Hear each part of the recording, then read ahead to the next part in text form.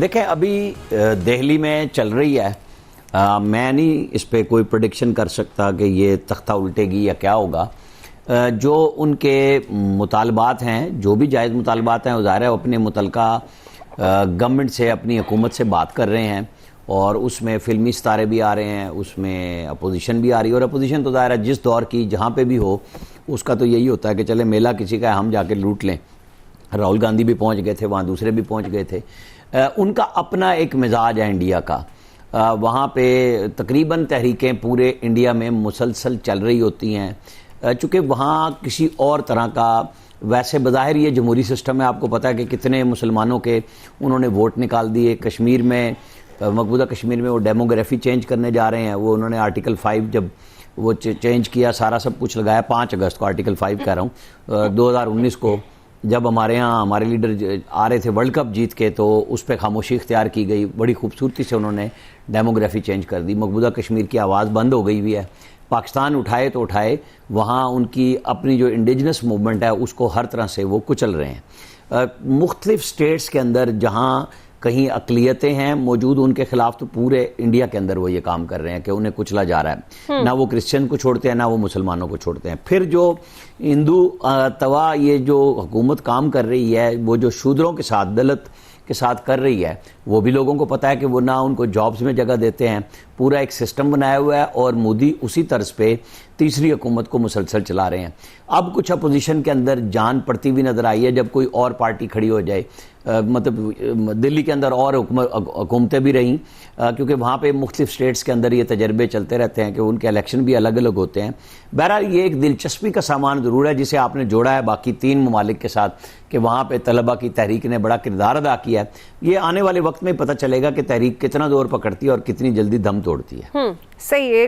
ایاز صاحب، آپ کی کیا رائے؟ آپ کیا سمجھتے ہیں کہ یہ تحریک دم توڑ جائے گی، یا اس تحریک کا آپ کچھ دیکھ رہے ہیں کہ مودی کی حکومت کے حوالے سے کوئی خطرہ ہو سکتا ہے؟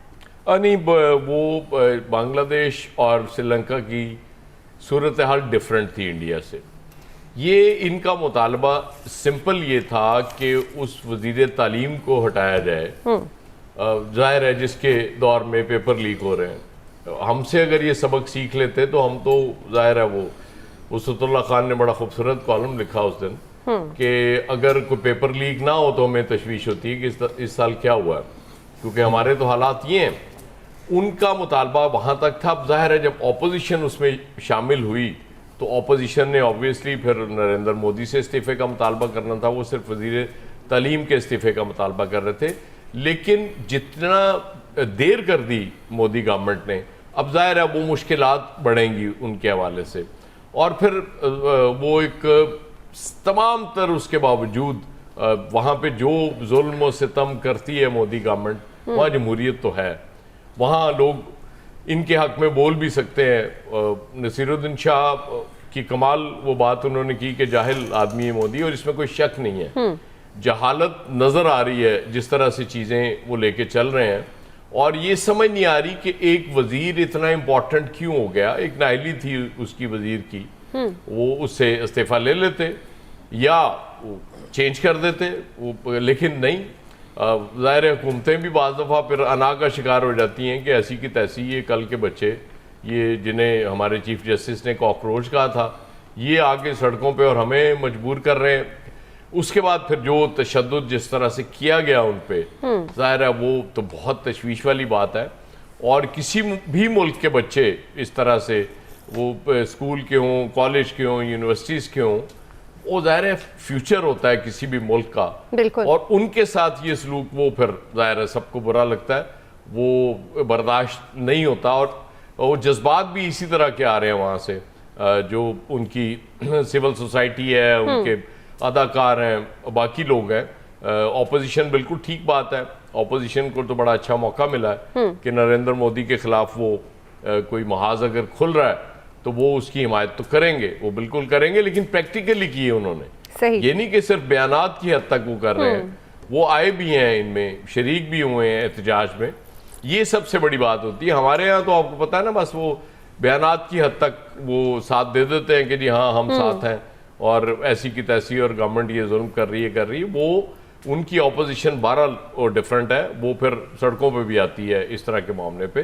لیکن اگر آپ یہ سمجھتی ہیں کہ کوئی بنگلہ دیش یا سری لنکا والی سچویشن انڈیا میں اس مومنٹ کی وجہ سے بننے جا رہی ہے تو اس کا کوئی چانس نہیں. صحیح.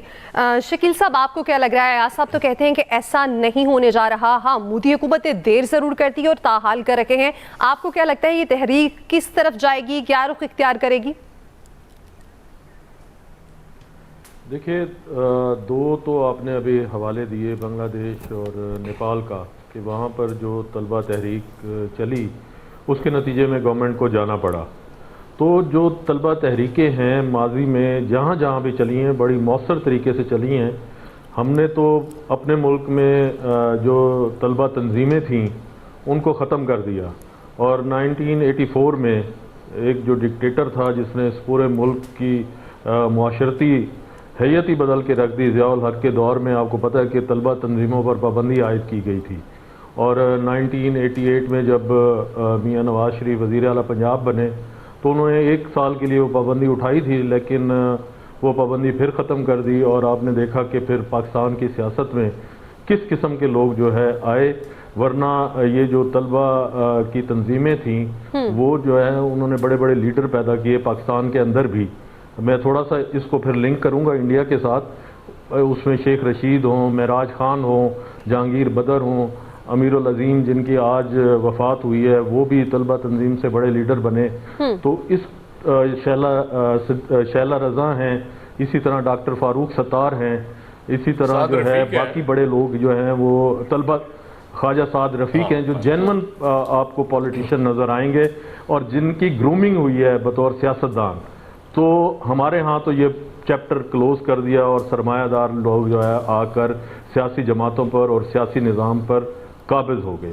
رہا سوال انڈیا اور ہمارے ارد گرد کے ممالک کا یا پوری دنیا میں ہم دیکھیں تو طلبہ نے جب بھی کوئی تحریک چلائی ہے اس کا کوئی نہ کوئی نتیجہ ضرور نکلا ہے. آپ یہ دیکھیں کہ 1974 اور 75 میں بھی انڈیا میں طلبہ تحریک چلی جس کو جو ہے پرکاش نارائن نے جو ہے پھر لیڈ کیا، جو وہاں کے قومی سطح کے ایک لیڈر تھے. وہ بہار سے شروع ہوئی اور پھر پورے انڈیا میں پھیل گئی. اب یہ بھی اسی طرح کا ماڈل ہے اور طلبہ جو ہے کوئی ایک دن کا احتجاج نہیں کر رہے، پورا 1-1.5 ماہ ہو گیا ہے اسٹوڈنٹس احتجاج کر رہے ہیں. وہی ریاست کا جو دھونس دھاندلی اور دباؤ ہوتا ہے برداشت کر رہے ہیں. جب نارائن نے تحریک چلائی تھی تو آپ یہ دیکھیے کہ اس کے نتیجے میں جب اندرا گاندھی نے اسی قسم کے حربے استعمال کیے، الیکشن ہوا، الیکشن کے نتیجے میں جنتا پارٹی جیت گئی اور وہاں پر جو ہے اندرا گاندھی شکست کھا گئی، ان کی پارٹی شکست کھا گئی. تو مجھے یہ لگتا ہے کہ یہ تحریک اگر قومی سطح کی تحریک بن جاتی ہے انڈیا میں اور کوئی قومی سطح کا لیڈر جو انڈیا میں اس تحریک کو لیڈ کرتا ہے جو کہ اسٹوڈنٹس کی تحریک ہے، تو یہ مودی کے لیے مجھے لگتا ہے کہ ابھی بھی وہ بہت زیادہ دباؤ میں ہیں اور آنے والے دنوں میں ان کی حکومت کے لیے کافی مشکلات ان کو سامنا کرنا پڑ سکتا ہے.